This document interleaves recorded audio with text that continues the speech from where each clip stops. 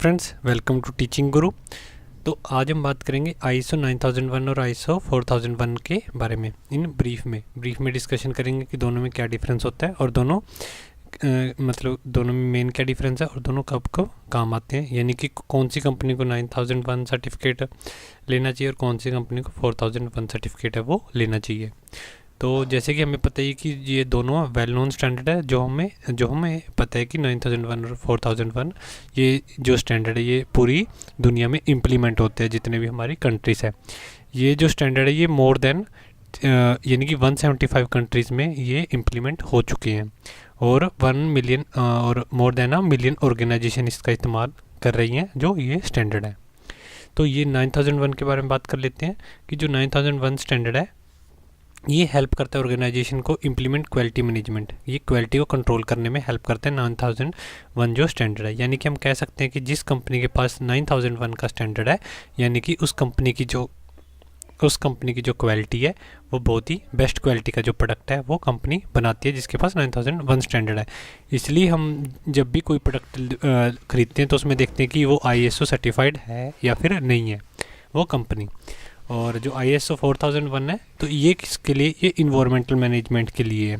तो जिस कंपनी के पास यानी कि 4001 सर्टिफिकेट है तो हम कह सकते हैं कि उस कंपनी का जो वेस्टेज है यानी कि वो कंपनी जो इन्वायरमेंट को हार्म नहीं कर रही है, जो भी उसका वेस्टेज है वो अच्छी तरह से यूटिलाइज हो रहा है। Helps organisation to implement the environmental management. अब ब्रीफ में डिस्कस करेंगे ISO 9001 के बारे में। तो ISO 9001 क्या है, ये quality refer to those feature of product और service which are required by the customer. तो ये जो जिस कंपनी के पास इसका सर्टिफिकेट है वो कंपनी जो प्रोडक्ट बनाती है बेस्ट अपने प्रोडक्ट बनाती है जिससे कि कस्टमर को सेटिस्फेक्शन हो, जो कस्टमर जो चाहिए उसको कस्टमर को वही मिले, उसकी रिक्वायरमेंट क्या है कस्टमर की, उसकी नीड से जो प्रोडक्ट है वो बनाती है जिसके पास ये स्टैंडर्ड है ISO 9001। और सेकेंड पॉइंट क्या है, quality management also means what the organisation does to enhance the customer satisfaction. और ये क्या कहना चाहते हैं कि जो क्वालिटी मैनेजमेंट है वो क्या कर रहा है और जो ऑर्गेनाइजेशन है वो क्या कर रही है कस्टमर की सेटिस्फेक्शन को पूरा करने के लिए, यानी कि उनकी जो भी कस्टमर की सेटिस्फेक्शन है उसको पूरा कर रही है या फिर नहीं कर रही है। तो और पूरा करने के लिए क्या क्या उसने अपने स्टेप्स आगे उठाए हुए हैं। तो और थर्ड पॉइंट क्या है, it is applicable to any organisation large small in any sector whether it is a business enterprise और अ गवर्नमेंट डिपार्टमेंट। जो ये ISO स्टैंडर्ड है ये कहीं भी अप्लाई हो सकता है, इसकी कोई भी मतलब इसको ले सकता है, इस सर्टिफिकेट को ISO 9001 को सर्टिफिकेट को कोई भी ले सकता है, चाहे वो स्मॉल है, चाहे वो लार्ज सेक्टर है या गवर्नमेंट सेक्टर है, प्राइवेट सेक्टर है, बिजनेस एंटरप्राइज है, कोई भी इसको ले सकता है अगर उस फुलफिल कंडीशन है जो इसकी सर्टिफिकेट लेने के लिए जो कंडीशन है उसको फुलफिल करता है।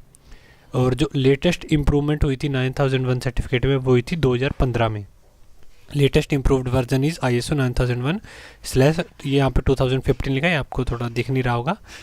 तो लेटेस्ट इम्प्रूवमेंट हुई थी 9001 2015 में। तो ये था हमारा ISO 9001 के बारे में। ये बेसिकली ओवरऑल क्या कह रहे हैं कि कस्टमर को कैसे सेटिस्फाई रखा जाए, कस्टमर की जो नीड है, जो डिमांड है उसको कैसे पूरा किया जाए।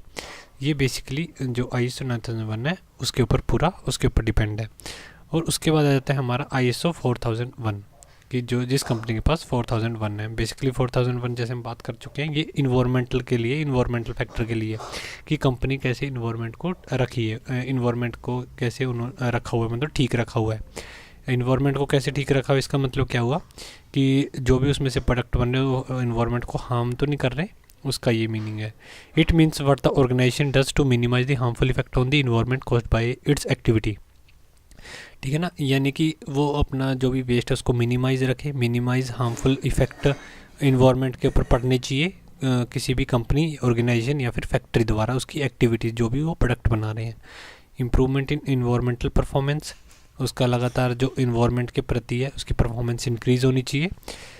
इसमें बेसिकली यही है कि इन्वायरमेंटल प्रति जो ISO 4001 है वो सर्टिफिकेट मिलता है। तो बहुत जो दोनों सर्टिफिकेट है 9001 और ISO 4001 concern the way of the organisation goes about its work. ठीक है, कि कैसे कंपनी काम कर रही है, इस सर्टिफिकेट में ये बताया गया है। They are not product standard, they are not service standard, they are process standard. तो इसमें बेसिकली क्या है, ये कोई प्रोडक्ट स्टैंडर्ड नहीं है, सर्विस स्टैंडर्ड नहीं है, प्रोसेस स्टैंडर्ड है।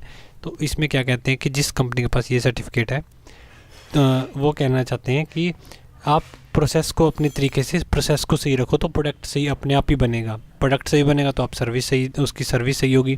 सपोज़ करो हमने कोई प्रोडक्ट बनाया, ठीक है, तो ये कंपनी ये कहती है कि आप अपनी जो भी उसकी प्रोसेस होती है प्रोडक्ट को बनाने के लिए, उसकी क्वालिटी कंट्रोल उसको चेक करते जाओ कि वो प्रोडक्ट सही बन रहा है कि नहीं, स्टैंडर्ड्स में बनाओ, बिटवीन रेंज में प्रोडक्ट बनाओ, तो प्रोडक्ट आपका सही बनेगा। आपको प्रोसेस ठीक होनी चाहिए प्रोडक्ट बनाने की। अगर प्रोडक्ट सही बना, आपका स्टैंडर्ड में बना प्रोडक्ट, तो उसकी सर्विस अच्छी होगी, सर्विस लाइफ इंक्रीज़ होगी, रिलायबल होगा वो प्रोडक्ट।